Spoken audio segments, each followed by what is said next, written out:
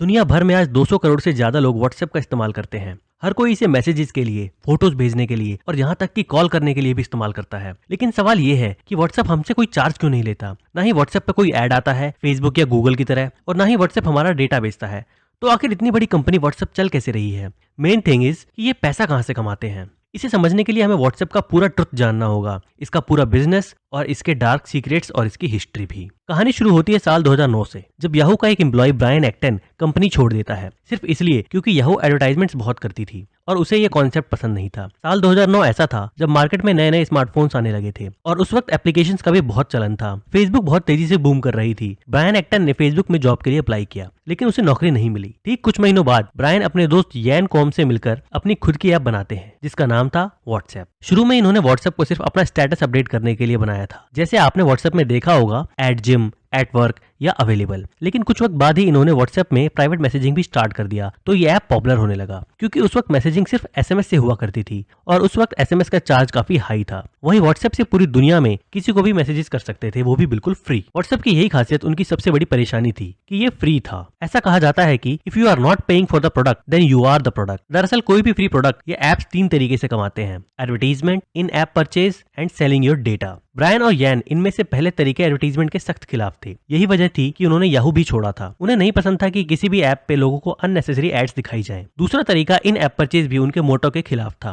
वो WhatsApp use करने का चार्ज या मंथली सब्सक्रिप्शन नहीं ले रहे थे, क्योंकि व्हाट्सएप का फ्री होना ही उसके पॉपुलर होने की वजह थी। और तीसरा, selling your data was never an option for Brian, क्योंकि उनके हिसाब से कस्टमर की प्राइवेसी होनी चाहिए, उनका डेटा हमेशा ऐप में सेफ होना चाहिए। इसलिए उनके लिए इनकम का कोई सोर्स नहीं था। साल आता है 2010। व्हाट्सएप के पास जो कंपनी शुरू करने के लिए फंड मिला था, उसी से अभी तक वो अपना काम चला रहे थे और वो अब खत्म होने लगा था। रेवेन्यू का कोई तरीका था नहीं, तो ये बचे कुछ पैसों से कंपनी चलाने के लिए बहुत कम खर्चे में काम कर रहे थे। पुराने फर्नीचर यूज करते, इतनी ठंड में भी बिना हीटर के सिर्फ कंबल में ही काम करते। अब आप एक कॉमन सिलिकॉन वैली स्टार्टअप को देखो तो बड़े बड़े ऑफिसेज, ओपन कल्चर और जल्दी जल्दी मिलियनेयर बनने के सपने के साथ शुरू होती है। हर तरफ चमक ही चमक, हर कोई फटाफट प्रोडक्ट या सर्विसेज बेच के कंपनी को यूनिकॉर्न बनाने में लगा रहता है। लेकिन व्हाट्सएप ठीक इसके ऑपोजिट थी। उन्हें सिर्फ एक ही चीज बेहतर करनी थी, वो था अपना प्रोडक्ट यानी व्हाट्सएप। लेकिन इसके लिए इन्हें बड़ी टीम चाहिए थी और उन्हें हायर करने के लिए और पैसा। इसलिए आखिर में जाके इन्होंने एक तरीका सोचा। व्हाट्सएप को यूज करने के लिए $0.99 पर ईयर का चार्ज रखा गया। लेकिन ये चार्ज मैंडेटरी नहीं था, आपकी मर्जी थी कि आप ये $1 पे करें या नहीं। लेकिन व्हाट्सएप का अब तक इतना बड़ा यूजर बेस बन चुका था कि कई लोगों ने ये चार्ज पे करा, वो भी अपनी मर्जी से, क्योंकि ये चार्ज उनके लिए कुछ भी नहीं था। और एक $1 करके भी अगर करोड़ों लोग पे करे तो व्हाट्सएप उससे बहुत प्रॉफिटेबल तो नहीं हो सकता, लेकिन उसकी कंपनी का खर्चा जरूर निकल जाता है। इसलिए ये यूजर्स और व्हाट्सएप दोनों के लिए ही विन विन सिचुएशन थी। अब साल आता है 2011। व्हाट्सएप के पास इतने ज्यादा यूजर्स हो गए थे कि बहुत सी कंपनी व्हाट्सएप से जुड़ना या उसे खरीदना चाहती थी। लेकिन ब्रायन और यैन किसी को भी कंपनी बेचने को तैयार नहीं थे।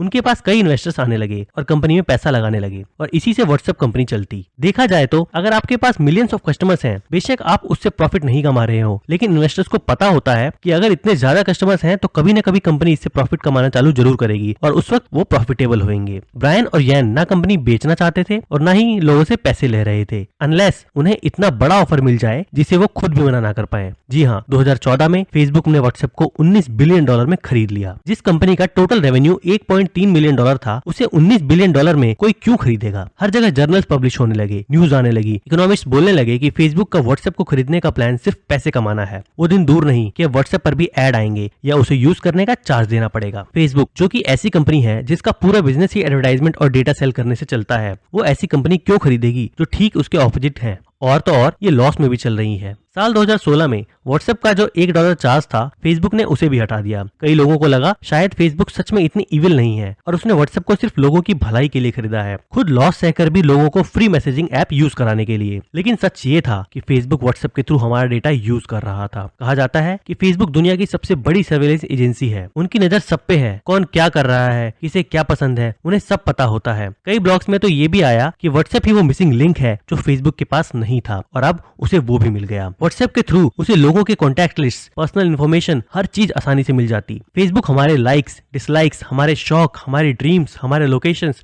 हर चीज ट्रैक करके कलेक्टिवली एक प्रोफाइल बनाता है और उसे बड़ी बड़ी कंपनीज को बेचता है। और वही कंपनीज हमें हमारे चॉइस से रिलेटेड कपड़े, खाना, जगह और तरह तरह की चीजें एड्स में दिखाती है। ब्रायन और यैन इन दोनों को लगा कि हमने कंपनी गलत हाथों में दे दी। व्हाट्सएप को जिन उसूलों की नींव पर बनाया गया था, वो उसी को कुचल रहे थे। साल 2017 ब्रायन फेसबुक छोड़ देते हैं, जिसके लिए उन्हें $850 मिलियन भी गंवाने पड़ते हैं।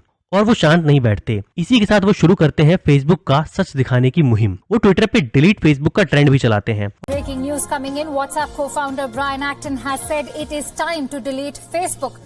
Remember, Facebook acquired WhatsApp for 19 billion. Breaking news coming in. और लोगों को बताते हैं कि फेसबुक कैसे लोगों का डेटा बेच रही है और उनकी कोई प्राइवेसी नहीं है। वो ये भी बताते हैं कि उन्होंने व्हाट्सएप को बेचकर कितनी बड़ी गलती की। इसीलिए साल 2018 में ब्रायन ने सिग्नल नाम का मैसेजिंग ऐप निकाला, जो कि व्हाट्सएप का ही राइवल ऐप था। अब आते हैं मेन मुद्दे पे कि आखिर व्हाट्सएप कमाता कैसे है। हमें पता है कि व्हाट्सएप पहले $1 चार्ज लेता था, फिर उसे इन्वेस्टर्स के थ्रू पैसे मिलने लगे, फिर फेसबुक ने उसे खरीद लिया और अब फेसबुक व्हाट्सएप से पैसे कमा रही है।